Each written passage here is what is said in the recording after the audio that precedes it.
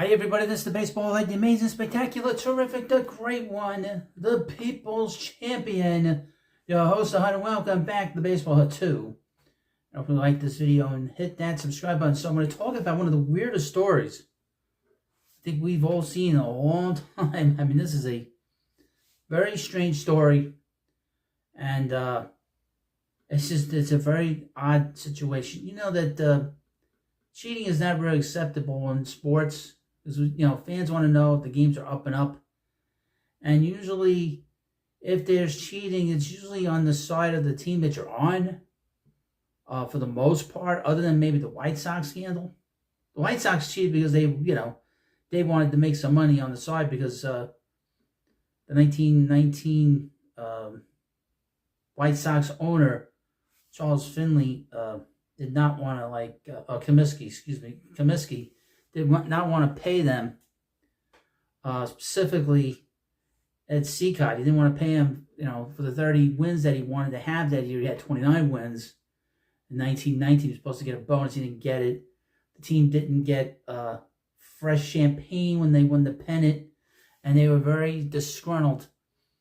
And since then, baseball's been very, tough, supposedly tough, with the gamblers in baseball. But meanwhile, they always turn a blind eye to these gamblers like Ty Cobb, Trish Speaker, Pete Rose, Joey Ohtani, what?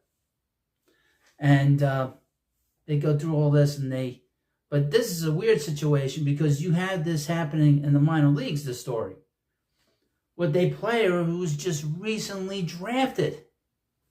This is crazy. Let me read you this from USA Today. Minnesota Twins release minor league catcher Derek Bender for tipping pitches to opponents. Now, let's get into this. This is a very crazy story. Very crazy. Minnesota Twins released minor leaguer Derek Bender on Thursday after the single-A catcher tipped pitches to opposing hitters. An official with direct knowledge of the situation confirmed to USA Today Sports. The official spoke on the condition of anonymity due to the sensitivity of the situation after ESPN was first to report on the affair. According to the ESPN report, Bender, playing for the Fort Myers Mighty Muscles, told multiple hitters on the Lakeland Flying Tigers what kind of pitches was coming from starter Ross Dunn on September 6th. Now, I wonder if this was going on in other teams, if he was doing this with other teams. And this is an affiliate in Single A. The Fort Myers Mighty Muscles, I know they play a lot of the St. Lucie Club, St. Lucie Mets team down there. Lakeland's win clinched a Florida State League division title and eliminated Fort Myers from playoff contention. So let me get this straight, just right off the bat. The Fort Myers Mighty Muscles played most of the season trying to compete to win the division against the Lakeland Flying Tigers, and Bender was tipping pitches so his team could lose. What is going on here?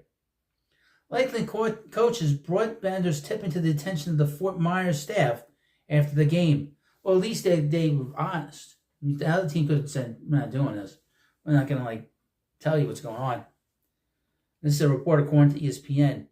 Bender was a 6th-round pick in July's draft out of Coastal Carolina and had 219 minor league games. So he hasn't played that much. He hasn't been with the organization that much. He hasn't been in professional baseball that long. Bender's college teammate, Peyton L., is currently on Minnesota's AAA team, posted on social media Thursday night that Bender was one of my favorite teammates and said the catcher made a mistake in life that many 21-year-olds do. Really? While offering his love and respect. Who does that? It's the first time I've ever heard of this. Isn't that crazy? This is a crazy story. I mean, if you watched any movie, you watch Bull Durham, we know that Kevin Costner's character, Crash Davis, was telling the hitters what pitches were being thrown, but it was one batter. And he was trying to teach a lesson to his young pitcher in Tim Robbins. But that's fictional. Does that really happen in baseball? It might, but it's very rare. We know that when Mickey Mantle, 50 years ago was almost 60 years ago, was trying to hit his 500th home run. Denny McLain in the middle of his 30-win season. was letting Mickey know that he was going to throw him a pitch right down the middle so he could hit his 500 or hit a home run against him. And but that happens, and I guess here or there, but that's different. That's one batter. That's not a whole team. You do it for a specific reason. Mickey Mantle's one thing, but when you're doing this for an entire team in the minor leagues, for a team that you've barely been on long enough, you just signed the contract. I mean, this is just insane. I never heard of such a thing. Maybe this happens on a regular basis. I don't know. I don't think it does. I've never heard of this. I mean, we've heard of these things, like I said, the 1919 White Sox. But it was more like they weren't giving their best effort against that Cincinnati Reds team. And that's not a situation where the other team knew that they were getting pitches. They just weren't playing to their best, to their capability. And they weren't catching balls that were easy. They were making bad base running mistakes, Eddie Seacott was throwing a lot of balls around. If you saw the movie, I don't know how accurate the movie is. It's a little off that movie.